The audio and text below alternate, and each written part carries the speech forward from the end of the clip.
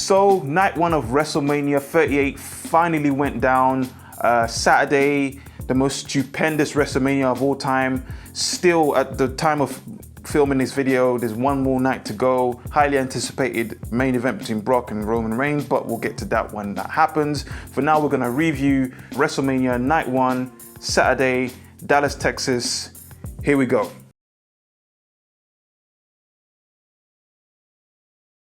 So the first match of the night was Shinsuke Nakamura and Rick Boogs taking on the Usos for the SmackDown Tag Team Championships. It wasn't a long match. I think it went on for about maybe less than 10 minutes, if that.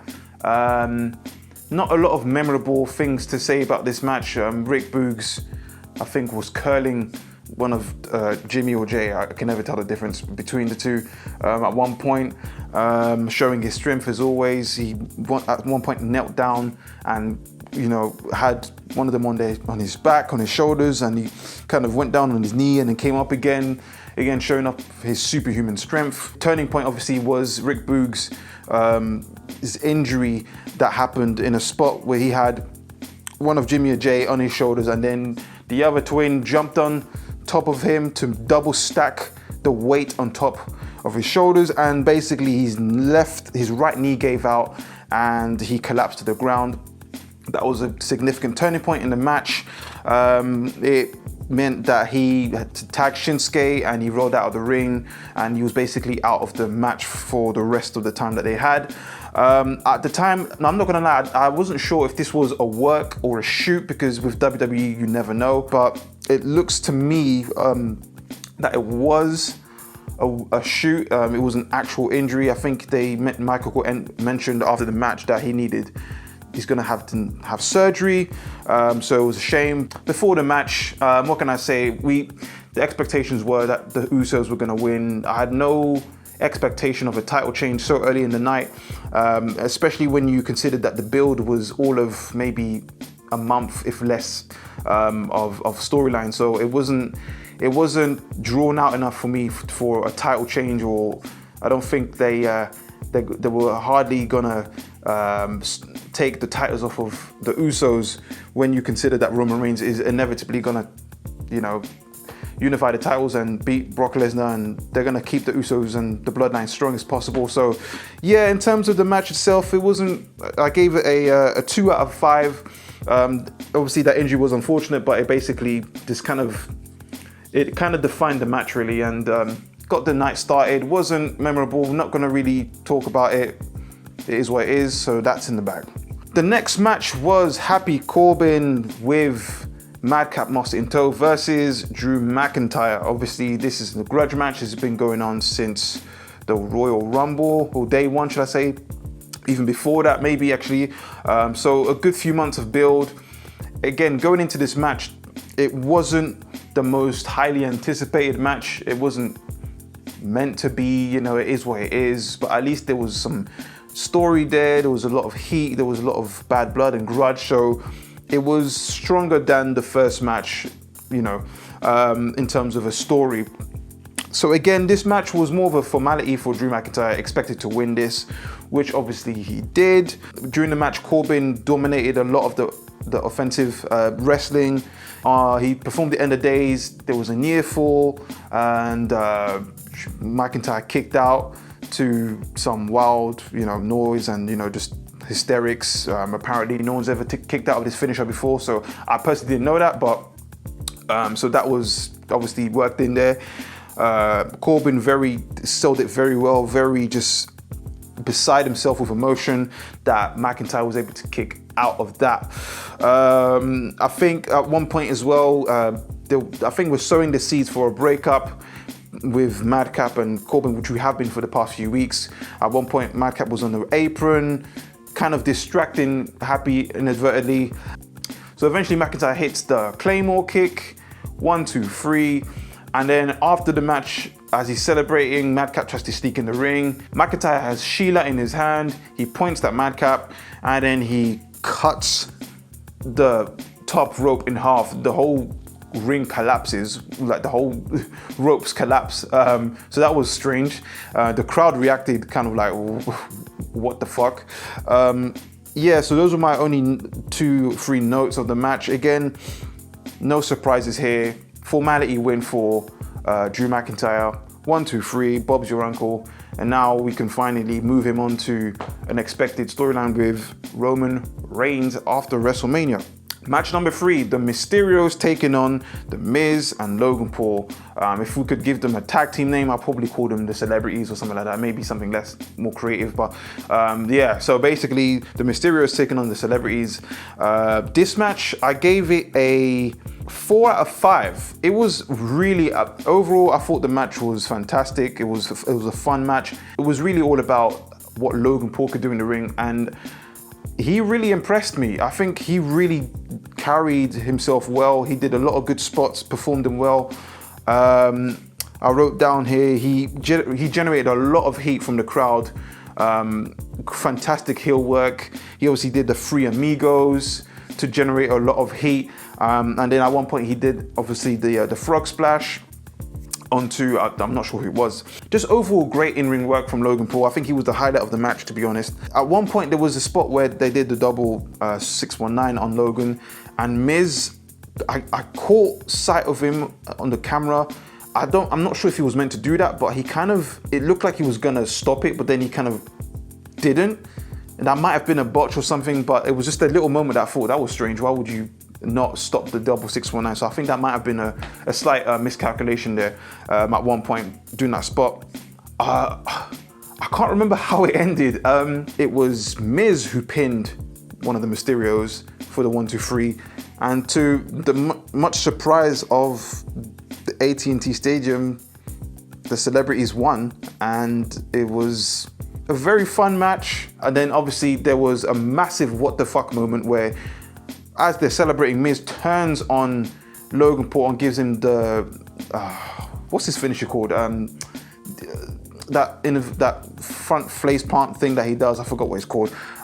He turns on Logan Paul and everyone's cheering, and I just sat there and I was like, what the fuck just happened? Why did he turn on him?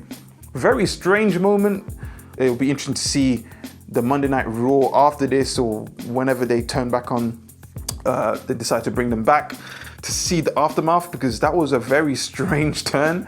I'm not sure I think that means it kind of draws a line under the storyline. Yeah, it was a shock win for them, for Miz and Logan Paul. When you consider that Miz lost 2 premium live events in a row prior to going into the WrestleMania with Edge, his feud with Edge at day 1 and at the Royal Rumble, it kind of evened itself out in terms of, as far as Miz is concerned. So he kind of had to win, otherwise it was like he was on this losing streak and really kind of diminishes his credibility. But so they got the win. I'm not sure where we go from here. Strange, surprising turn of events after the bell. I gave this 4 out of 5. I think it was a great match, very fun match.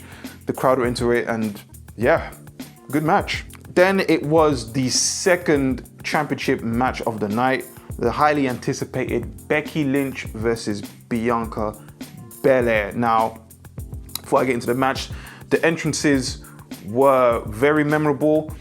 First, Becky Lynch came out she arrived in a car, came out, and then Bianca Belair's entrance was a marching band who played a rendition of her theme song, which was really cool. And then the theme song actually played and they were playing over it and they were very much in sync, and it was a brilliant entrance. It makes me feel like this match should have been further up the card and therefore later on in the night. Getting into the match itself, so from the very get-go, it really drew you in, and for a split second my heart dropped. I thought it was going to be another squash match. So Bianca and Becky, they go straight in for the finishers. Bianca tries to do the KOD, she fails. Becky reverses into a manhandle slam. She pins her for the near fall. It was very close to being a 3 count. I didn't expect it to be that quick. I bought it, the crowd bought it. It was very tense, very just like, no way. And she kicked out right in time, and I was so relieved. I would have been incredibly upset had that been another squash match. But thankfully they didn't, so that was a great drama right at the start to draw you in. There are lots of storytelling spots there with the hair. At one point as well, there was a spot outside the ring where Becky Lynch, she drives Bianca into the steel steps and then does a manhandle slam. And for a while we thought that the referee was gonna count Bianca out and it was gonna be a count out finish, which was gonna be absolutely ridiculous. But she saves herself right on time, gets in there, and the match carries on. Thankfully, the crowd really into it. I was so desperate for Bianca to win this match. She hits the KOD for the 1-2-3 and everyone loses their nut. Correct result, the payoff was there, the squash match at SummerSlam and the drawn out 7 to 6 months of storytelling paid off. Bianca gets redemption, everyone goes home happy, and it was just a great finish. And it was a great storyline going into this match. It was a great storyline, nice long-term storytelling, and the right result for. I actually predicted Bianca to lose, and so did the Mysterios. I predicted them to win, but I got both predictions wrong. And at this point in the night, I was starting to notice a pattern whereby the second entrant of each match ended up being the winner of the match. I just thought that was interesting. So the match, I gave it a 5 out of 5. It was brilliant. I'd watch it again. I will watch it again. And yeah, great work. Next match was Seth Rollins coming out to a strange choir, band, whatever you want to call it, on stage.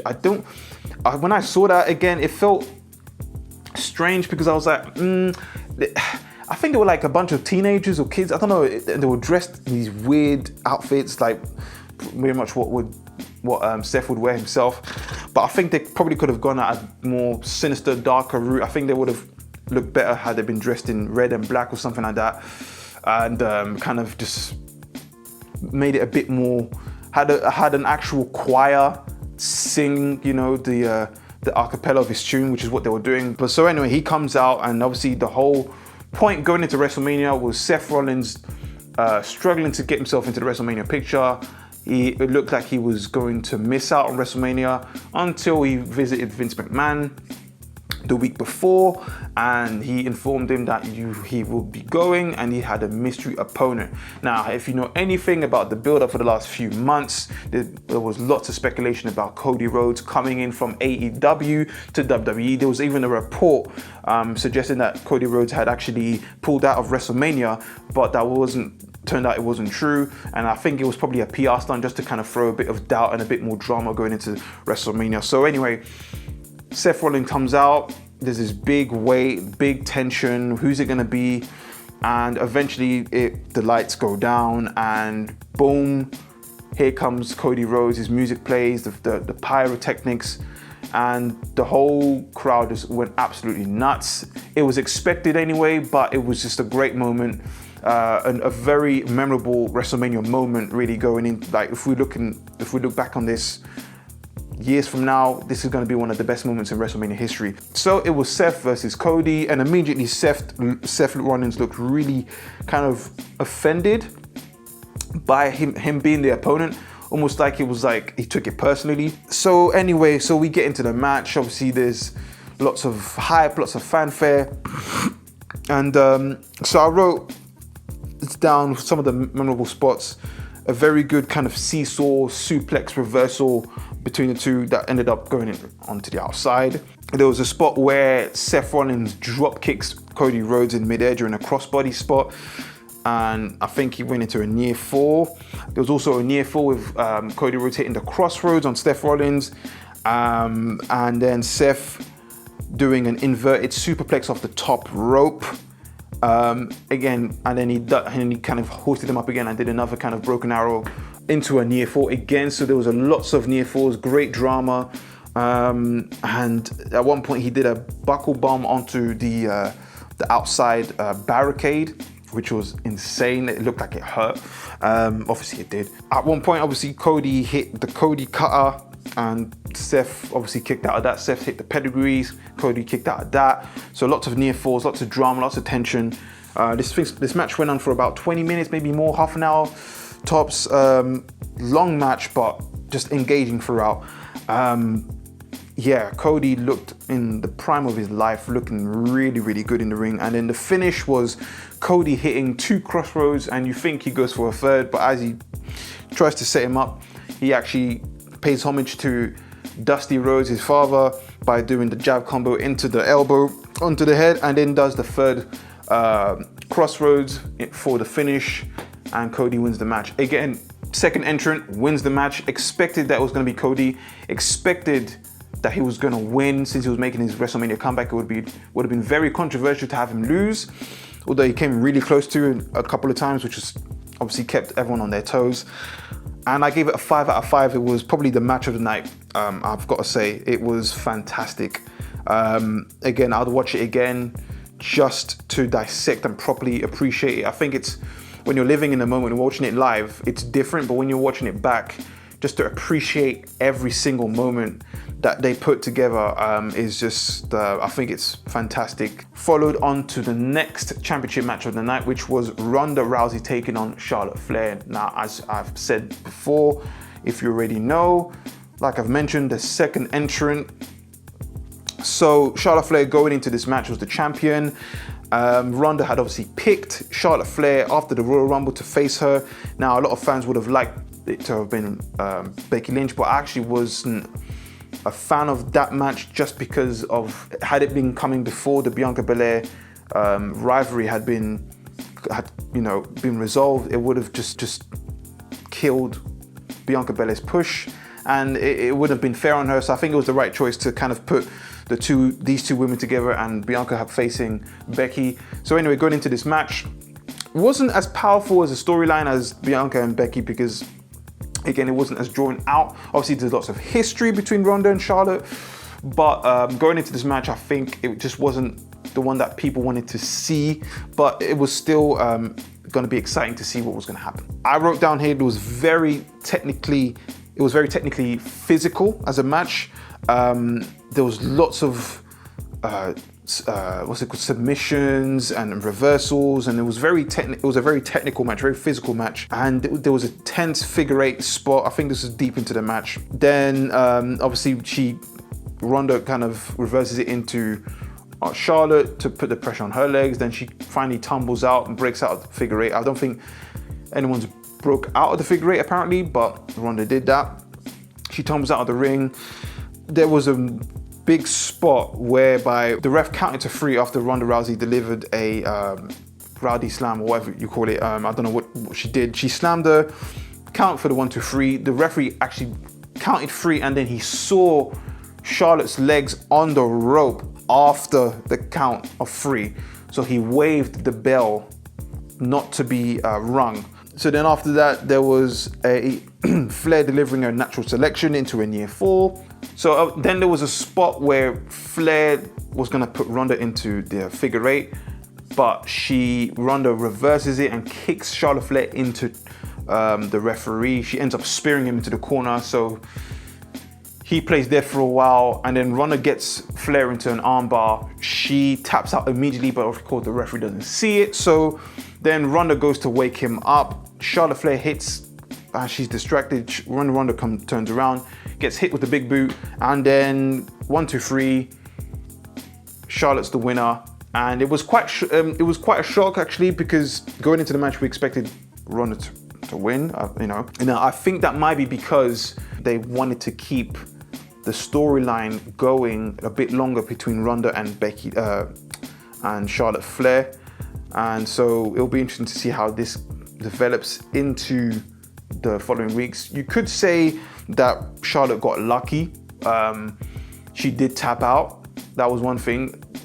At least Ronda, you could say that Ronda did make her tap, but not officially tap. So she does have that to carry into the following weeks with this storyline. So there is that. Yeah, the result was the result, and we can carry this on into WrestleMania Backlash. We'll see what happens then. So I give that a 4 out of 5. I didn't enjoy it as much as the other women's title match, but it was still very good. Lots of storytelling, lots of spots in there, and a very good match overall. And so far, at that point, a very, very good night 1 of WrestleMania. And then the final highly anticipated main event segment of the night / match was Kevin Owens taking on Stone Cold Steve Austin at his KO show. Again, KO being the great heel that he is, incredible mic skills, generated a lot of heat from the crowd. Obviously doing his Texas bashing and, you know, just getting a lot of heat, bashing Stone Cold before he even come out. And in typical Stone Cold fashion, if you know anything about his theme music, it's the best interruption theme music ever, because obviously the glass breaks and everyone just went nuts. There was no trolling this time. Stone Cold actually came out and my heart just was just beating. What a moment. You just got to live it. So Stone Cold came out and then he went backstage again, and he came out in his quad bike. So again, lots of nice feel-good factor callbacks to the past there. Drove down the ramp, did 2 rounds around the ring, came out, started kicking the Kevin Owens signs out of the way so he can salute to the fans. Eventually Kevin Owens stopped this and kind of interrupted his entrance. Eventually got him to sit down, and there was lots of fanfare, lots of heat he was getting. So then they pursued to start talking, and then eventually Kevin Owens decides to challenge Stone Cold to an actual match, which, to be honest, I kind of suspected anyway, because it wouldn't have made sense for Stone Cold to just come out and just talk for however long. It would have been like, that's not, you know, maybe he would have, I don't know, like done a few stunners and that would have been that. But they decided to do a nice long brawl of a match for about 15 minutes.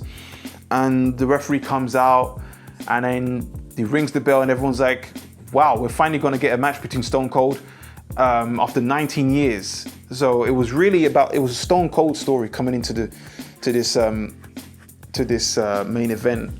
I still think as a story in isolation, it's not strong enough to, like, you know, it's basically Kevin Owens saying, I hate Texas, and then basically annoying one person and calling him out.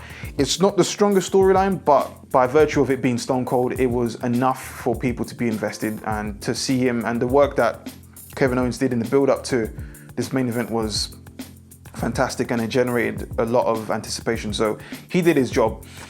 So we get into the match. Lots of offense from Austin. He dominates the match. He does the mud hole stomp. The crowd's counting to 10. It's very slow. Obviously, going into this match, you know that Stone Cold is 19 years removed from the ring. He's obviously aged a lot since then. He's not in his prime anymore. So it was obviously deliberate to protect his body, you know, to have a specific pace of the match. So the mud hole stomps were quite slow. And then you can tell he was kind of protecting his knees, and, you know, so there was lots of domination from Austin, not a lot of Kevin Owens offense. Obviously there was a few reversals. They end up outside. I wrote down here there was fights, you know, they ended up going into the crowd. There was obviously a table spot. Kevin Owens sets up a table onto the barricade, and then he tries to Irish whip Austin into the barricade, but he reverses it onto Kevin Owens. Kevin Owens goes to the table, and they end up in the crowd. I think Kevin Owens suplexes him by the crowd, and I was kind of slightly worried whenever there wasn't a lot of serious bumps taken by Austin, for good reason. So, you know, they did a good job protecting him. And then ended up back at ringside. Then at one point, I think Kevin Owens stunners Stone Cold. I think either it was after or before the ramp spot where Kevin Owens tries to drive out of the arena, but Stone Cold briefly kind of kidnaps him and just drives him up to the ramp himself. And then he does 2 suplexes on either side of the stage. They come back. I think, like I said, I'm not sure if it was after or before the quad bike section, but Kevin Owens does get the stunner on Austin, and you think that he's gonna beat him, but obviously he gets the near fall. The finish spot, which was Kevin Owens goes outside. I think this might have been just after the stunner. He goes outside, gets a chair, tries to hit Stone Cold over the head, but he misses and he gets the chair rebounds off the top rope onto his face, allowing Stone Cold to get the stunner. 1, 2, 3, and Austin wins the match as we all expected and as we all wanted it to happen. And overall, I just gave this whole segment, this whole match a 5 out of 5. It was brilliant. It was well worked, good pacing, good storytelling, good drama, good brawling. It was just a fun match. And in between that, I forgot to mention, obviously, Stone Cold just drinking can after can of the beer, and at one point spitting it onto Kevin Owens as well. There's lots of beer spots. He's just drinking on the job basically, and the commentators making alluding to that as well and referencing that. Yeah, so there was lots of fun moments in this match. He gives, so after there's obviously the beer bash, he gives Kevin Owens another stunner, and then he gets escorted out by security. And I thought that bit was really funny because it just felt like Kevin Owens was that one guy you see at the bar getting escorted out because he's had too much to drink.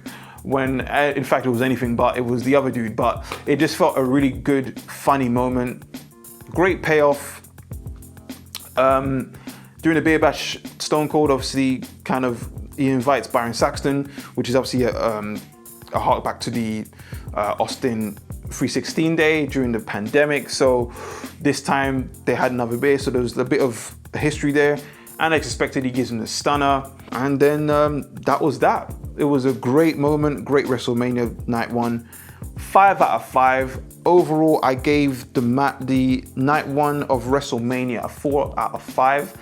I think it delivered. It wasn't a great start to the night, but it certainly got better. And the matches were just high quality, predominantly good high quality matches. Very exciting, very well booked WrestleMania night 1.